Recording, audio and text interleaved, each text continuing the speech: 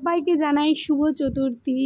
দেখো আজকে আমরা বেরিয়ে পড়েছি একটু যাদবপুরেতে, মানে সাউথ কলকাতার ঠাকুরগুলো দেখবো বলে।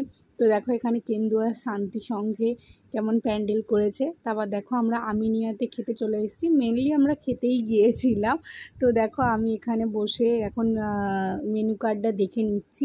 তো পুটু এখানে দেখো সবাইকে কিভাবে ডিস্টার্ব করছে, মানে সবাই খালি ওর দিকেই তাকিয়ে আছে। তো আমরা এখানে কটা ফটো তুলে নিলাম। আর দেখো আমাদেরকে চিকেন তন্দুরি দিয়ে গিয়েছে।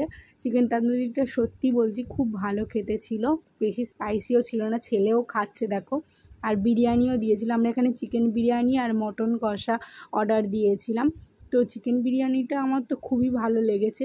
আর তারপর দেখো একটা লাইম সোডাও অর্ডার দিয়েছিলাম, কারণ বিরিয়ানিটাকে কমপ্লিট করতে হবে তার জন্য। আর এ তো শুধু খেতেই গেছে, খেয়েই যাচ্ছে।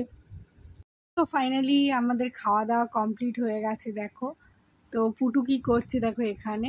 তো আমরা বেরিয়ে যাচ্ছি আঙ্কেলকে থ্যাংক ইউ বলে, আঙ্কেল আমাকে চেনে। তো দেখো এখানে আমরা ফটো তুলছি, পুটু তো তুলতেই চাইছে না ফটো। আমরা এখন সাউথ কলকাতার ঠাকুরগুলোকে দেখছি।